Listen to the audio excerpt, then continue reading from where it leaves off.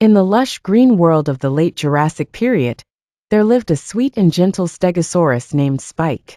Unlike other Stegosauruses who roamed the land munching on leaves and basking in the sun, Spike had a dream to soar high above the towering ferns and ancient trees. Spike wanted to fly just like the graceful pterodactyls he admired so much.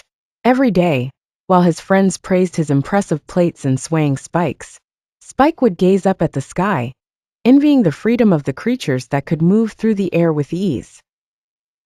Determined to make his dream a reality, Spike spent countless hours observing the birds and the pterodactyls, studying their flight patterns as they twisted and swooped through the clouds. He sketched their movements on large leaves using a stick dipped in colored clay. Spike knew he couldn't do this alone. One day, Spike sought the help of his friend, a clever but mischievous Troodon named Flick. Flick was known for his curious mind and knack for inventing unusual things out of the simple materials they found in their world.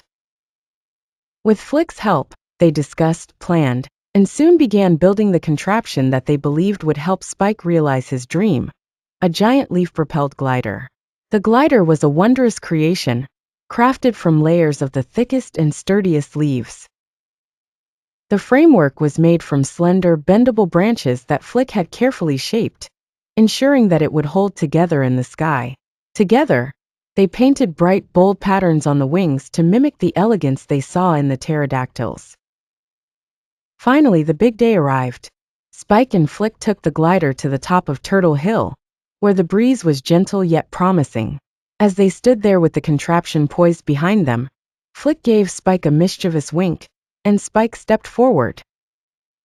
The first flight was nothing short of a chaotic, exhilarating adventure. As Spike chased the wind, he felt his heart soar with each lift, each dive.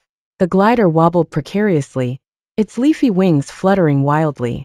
Spike let out a surprised yelp. Spike nearly tumbled into a patch of tall ferns. Flick ran below, excitedly cheering and directing him, adding to the hilarity of the adventure. Despite the twists and turns, the laughter and the near mishaps, that flight was perhaps Spike's most joyous moment. Through trial and error, through laughter and a few screams, the two friends learned that even if their invention didn't lead Spike to glide flawlessly like he had imagined, it had achieved something far greater. Spike learned that the joy of flight was not just in reaching the sky, but in the bravery of daring to try, and in the loyal friendship that made the seemingly impossible possible. From that day forward,